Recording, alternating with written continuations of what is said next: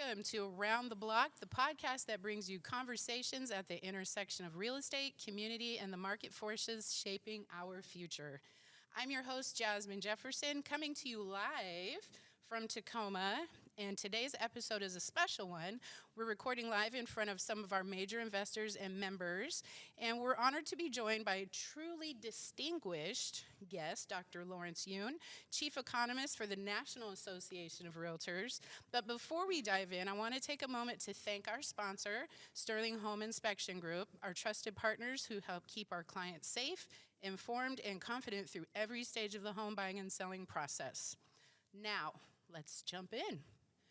Before we do get into the deep nitty-gritty questions, why don't you tell us a little bit about yourself? So I am Chief Economist for National Association of REALTORS, the largest trade association in the country, with close to 1.5 million members living in every community. I think many people have experienced the great service of realtors in their community.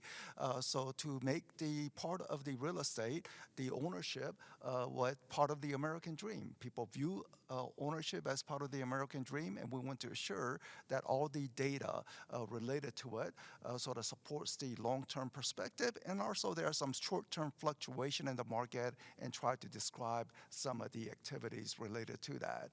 So that's why I am. All right, so when you're not clicking away on your computer, studying data, what would we find you doing? Well, this morning here in Tacoma, I enjoyed a magnificent view of Mount Rainier. So looking out the window from my hotel room, it's sort of great view. Now it has become cloudy, but in the morning, little sun out, and I can get the view. You are in a lovely place, so much body of water along with the mountain view, which is the reason why so many people want to come to the Tacoma region. Absolutely. Well, thank you for enjoying our lovely backyard volcano. All right, so right now, headlines are full of home prices, high home prices, low inventory, and mortgage rate pressure. From your vantage at NAR, what are the three key drivers you see right now that are most affecting the U.S. housing market, and how are these playing out here in the Pacific Northwest region in particular? We are experiencing a housing recession, or at least that's what the Treasury Secretary implied, where the home sales activity or the home building activity remain below historical average condition. But this is driven by elevated mortgage rate, which hits the affordability. Now, word housing recession, I would say, applies to people in the business, realtors, title insurance, mortgage originators part, but not for homeowners. Homeowners are actually smiling. They are not seeing recession. They are experiencing record high housing wealth. So homeowners, the clients of all the realtors who have provided the service, they are very pleased to be homeowners. So in that sense, one can say that, well, homeowners are feeling very, very fine. People in the business, little difficulty in terms of business volume because of elevated mortgage rate, but this is also a testament of the first-time buyer struggling to get in because of elevated mortgage rate, record high home prices, and lack of inventory, especially at the entry level. So this sounds like this recession, because when we talk about historically housing recessions, we are talking about the public at large, but you're saying specifically for us in the industry, we're feeling it differently than the homeowners are. We look at 2009, 2010 recession, home prices plunged 30%. So in fact, some of the younger generation who may have financial capacity, especially here in the Tacoma, Seattle, Pacific Northwest region, where you have the exposure to the technology sector, some people may be getting stock options and possibly ready to purchase a home, but then they say, well, I want to see home prices plunge 30% before moving in. Well, based on all the data that I am seeing, I don't anticipate any price crash or housing recession that we saw back in 2010 period. So it's a different type of recession. Just the business volume is not running as it would normally run, but at the same time, homeowners doing very well, constantly accumulating housing wealth to the record highs. All right. Affordability, which you mentioned, has been under strain for first-time home buyers for some time now. You've recently noted that mortgage rate changes and inventory shifts can unlock new buying activity. If rates were to drop, say, from high 6% to low sixes or fives, what ripple effects should local brokers prepare for in terms of listings, relocations, move-up buyers, or investor behavior? First, there will definitely be more activity, more home sales activity. Just looking at the past data relationship, we always find that mortgage rate is much more powerful than other economic variable. Even the job market condition, if the job market was to weaken, say unemployment rate somehow goes up, we still have 90% of the workforce with job and they are able to respond to lower mortgage rate. So we just did an analysis of it and we are finding that if the mortgage rate goes from say 7% average to 6% average, so 7% was what it was early part of this year, and if it goes to 6%, one is looking at about 10 to 15% boost in home sales activity. More people able to qualify for a mortgage, more people responding to lower mortgage rate. So professionals, whether it is an investment purchase, first-time home buyers, repeat trade-up buyers, one should be prepared for more business activity as mortgage rate moves downward. Is it too soon to ask your opinion on the newly floated idea of a 50-year mortgage? 50-year mortgage, do people live that long? That's the first question. Especially among younger generation whose typical first-time age is 40. So one do some of the, I cannot pronounce it, amortization, I guess that's the amortization, and trying to reduce the balance on 50-year mortgage, it really takes a long time. However, I do have a little caveat. For young people who are barely qualifying or not qualifying, lower monthly payment that is offered from 50-year mortgage could lead them to home ownership, which may not be possible. And one can always pay down their mortgage a little sooner. Like, one gets a bonus payment or pay increase. One do not have to pay what is stated. One can pay a little more, so one do not have to be tied to the 50-year. And most Americans, they live in their home for 5 years, 10 years, then move to the next home. Price appreciation is an automatic housing equity independent of the mortgage balance. So I think one can say that for some people, it may make sense. Now, whether or not it becomes available, I know the idea has been floated. Maybe the whole goal is to say, look, trying to buy a home for younger generation today is difficult. So let's begin to consider many ideas, and for some people, 50-year mortgage may make sense, even though people are not stuck with that 50-year. What do you think the likelihood we'll see that come to fruition? I think some private mortgage company may try to introduce, along with other mortgage product. For example, I have been hearing about share equity mortgage, which is in essence some, say, Wall Street investors helps out on down payment assistance. Down payment is a huge hurdle, but with that down payment assistance, first-time buyers can get into the market. But what is the trade-off? They would have to give up, say, 20% of future home price appreciation to these investors who provided that down payment, but maybe that's a way to get into it. So if the private market is testing out what could work, let them test it out. But in terms of government regulation, government policy, if somehow, say, the regulator of Fannie and Freddie decide to say, well, 50-year mortgage is worthwhile, we're going to put Fannie and Freddie to securitize the mortgage, then it becomes much more acceptable to wider public. Loving where you live and having the confidence in your home is at the very heart of the Sterling Inspection Group. We are happy to support the Around the Block podcast for community members and real estate professionals. From the sewer line to the roof and attic and all those places in between, we have you covered.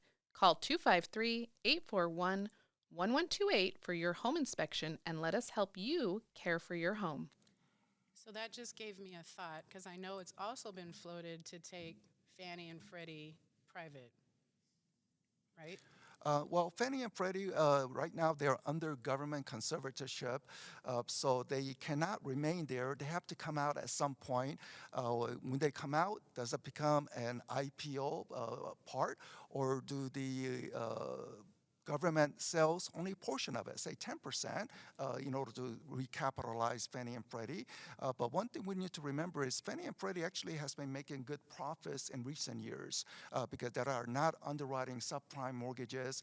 They are only underwriting those people with sound credit, staying within their budget. So yes, work well, but from NAR perspective, and I'm glad that you were the past president of the local association, because I see many leadership at many levels all across America, and members essentially said, we need to assure that the mortgages, which are key to home ownership, has government guarantee on most mortgages. So we know that, for example, Veterans Affairs mortgages has government guarantee, but many mortgages that is originated by, say, local banks or big banks, Wells Fargo and others, eventually get sold to Fannie and Freddie provide that implicit government guarantee, which is the reason why America is very unique in having that 30-year fixed rate mortgage and a little lower interest rate than what it could be. So we want to make sure that even if it comes out of conservatorship, Fannie and Freddie, that it maintains the government guarantee, and the current people who are running Fannie and Freddie, along with President Trump, has indicated, yes, they want to see lower mortgage rate, and if it requires government guarantee, they want to make sure that is in place.